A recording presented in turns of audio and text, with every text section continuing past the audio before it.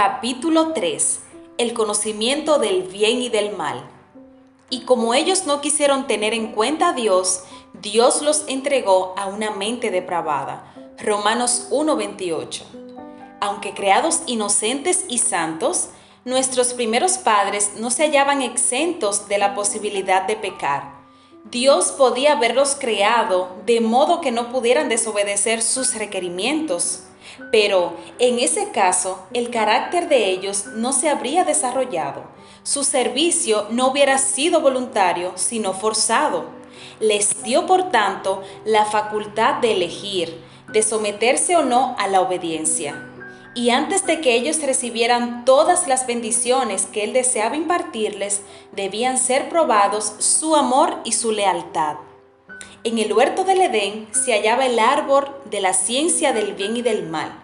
Y mandó Jehová Dios al hombre diciendo: de todo árbol del huerto podrás comer, pero del árbol del conocimiento del bien y del mal no comerás, porque el día que de él comas, ciertamente morirás. Era la voluntad de Dios que Adán y Eva no conocieran el mal. El conocimiento del mal, del pecado y sus resultados, del trabajo agotador, de la ansiedad, el desánimo y el sufrimiento, del dolor y la muerte, les fue evitado por amor. Mientras Dios buscaba el bienestar del ser humano, Satanás procuraba arruinarlo. Cuando Eva, al desobedecer la advertencia del Señor en cuanto al árbol prohibido, se atrevió a acercarse a ese árbol, se puso en contacto con el enemigo. Tan pronto se despertaron su interés y su curiosidad, Satanás procedió a negar la palabra de Dios y a insinuar desconfianza en la sabiduría y bondad divinas. A la declaración de la mujer con respecto al árbol de la ciencia, dijo Dios: no comeréis de él, ni lo tocaréis, para que no muráis. El tentador respondió: no moriréis, porque Dios sabe que el día que comáis de él, serán abiertos vuestros ojos y seréis como Dios, conocedores del bien y del mal.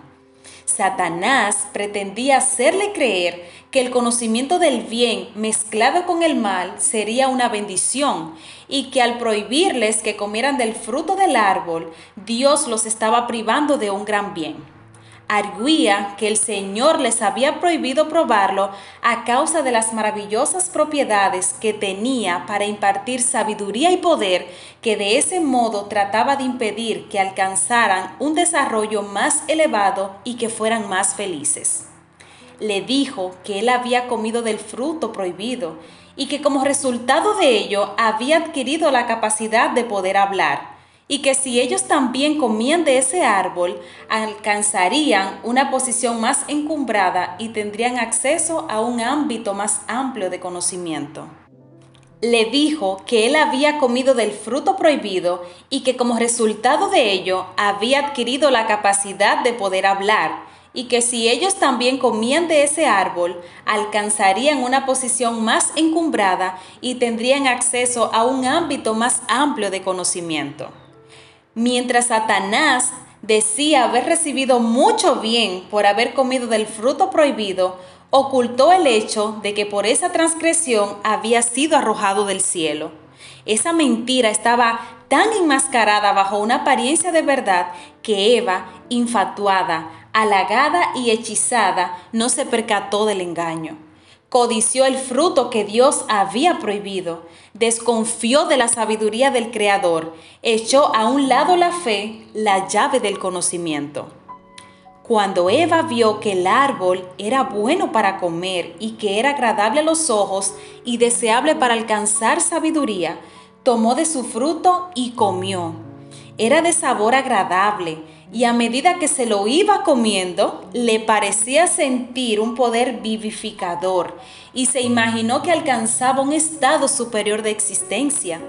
Una vez que hubo pecado, se transformó en tentadora de su esposo, el cual comió así como ella. Serán abiertos vuestros ojos, había dicho el enemigo, y seréis como Dios, conocedores del bien y del mal. Ciertamente sus ojos fueron abiertos, pero qué triste resultado. Lo único que consiguieron con su transgresión fue el conocimiento del mal, la maldición del pecado. En la fruta no había nada venenoso y el pecado no consistía meramente en ceder al apetito. La desconfianza en la bondad de Dios, la falta de fe en su palabra, el rechazo de su autoridad fue lo que convirtió a nuestros primeros padres en transgresores e introdujo en el mundo el conocimiento del mal. Y eso fue lo que abrió la puerta a toda clase de mentiras y errores. Lo perdieron todo porque prefirieron hacer caso al engañador en vez de escuchar a aquel que es la verdad, el único que tiene sabiduría. Al mezclarse el mal con el bien, la mente de nuestros primeros padres se desorientó y se entorpecieron sus facultades intelectuales y espirituales. Ya no eran capaces de valorar el bien que Dios les había otorgado con tanta generosidad. Adán y Eva decidieron escoger el conocimiento del mal. Y si alguna vez habían de recobrar la posición que habían perdido, tendrían que hacerlo en las condiciones desfavorables que ellos mismos habían provocado.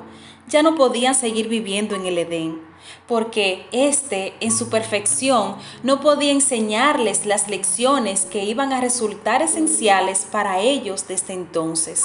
Con indescriptible tristeza, se despidieron de aquel hermoso lugar y se fueron a vivir en la tierra sobre la cual descansaba la maldición del pecado. Dios había dicho a Adán: por cuanto obedeciste a la voz de tu mujer y comiste del árbol del que te mandé diciendo, no comerás de él, maldita será la tierra por tu causa.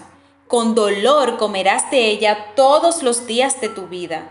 Espinos y cardos te producirá, y comerás plantas del campo. Con el sudor de tu rostro comerás el pan, hasta que vuelvas a la tierra, porque de ella fuiste tomado, pues polvo eres y al polvo volverás. Aunque la tierra estaba condenada por la maldición, la naturaleza debía seguir siendo ese libro de texto de la humanidad. Ya la naturaleza no podía representar la bondad solamente, porque el mal estaba presente en todas partes y arruinaba la tierra, el mar y el aire con su contacto contaminador. Donde antes había estado inscrito el carácter de Dios, el conocimiento del bien, ahora estaba también inscrito el carácter de Satanás, el conocimiento del mal. Era necesario que los seres humanos fueran amonestados por la naturaleza, que ahora revelaba el conocimiento del bien y del mal en cuanto a los resultados del pecado. En las flores marchitadas y la caída de las hojas, Adán y su compañera vieron las primeras muestras de decadencia. Comprendieron vívidamente la dura realidad de que todo ser vivo tenía que morir. Hasta el aire, del cual dependían su vida, propagaba los gérmenes de la muerte. También les recordaba continuamente la pérdida de su dominio. Adán había sido rey de los seres inferiores, y mientras permaneció fiel a Dios, toda la naturaleza reconocía su gobierno, pero al haber pecado, perdió su derecho al dominio. El espíritu de rebelión al cual él mismo había dado entrada se extendió a toda la creación animal.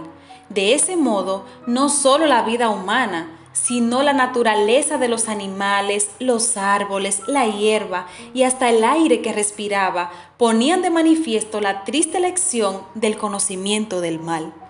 Ahora bien, los seres humanos no fueron dejados solos ante los embates del mal que ellos mismos habían provocado. En la sentencia pronunciada contra Satanás se insinuó la redención. Y pondré enemistad entre ti y la mujer, dijo Dios, y entre tu simiente y la simiente suya. Esta te herirá en la cabeza y tú le herirás en el talón. Esta sentencia fue una promesa para nuestros primeros padres. Antes de que oyeran hablar de los espinos y cardos, de la dureza del trabajo y del dolor que les tocaba en suerte, o del polvo al cual debían volver, escucharon palabras que no podían dejar de infundirles esperanza. Todo lo que perdieron al ceder a las insinuaciones de Satanás se iba a poder recuperar por medio de Cristo. La naturaleza nos repite también dicho mensaje. Aunque está manchada por el pecado, no solo habla de la creación, sino también de la redención. Aunque por su innegable decadencia, la naturaleza da testimonio de la maldición que pesa sobre ella, es todavía hermosa y nos ofrece incontables muestras del poder vivificador. Los árboles se despojan de sus hojas únicamente para vestirse de nuevo verdor. Las flores mueren para brotar con nueva belleza. Y cada manifestación del poder del Creador, recibimos la seguridad de que podemos ser creados de nuevo en justicia y santidad de la verdad. De ese modo, los mismos objetos y las funciones de la naturaleza que tan vívidamente nos recuerdan nuestra gran pérdida, llegan a ser para nosotros mensajeros de esperanza. Donde quiera que llegue la maldad, se oye la voz de nuestro Padre, que muestra a sus hijos por sus resultados la naturaleza del pecado, los aconseja a abandonar el mal y los invita a recibir el bien.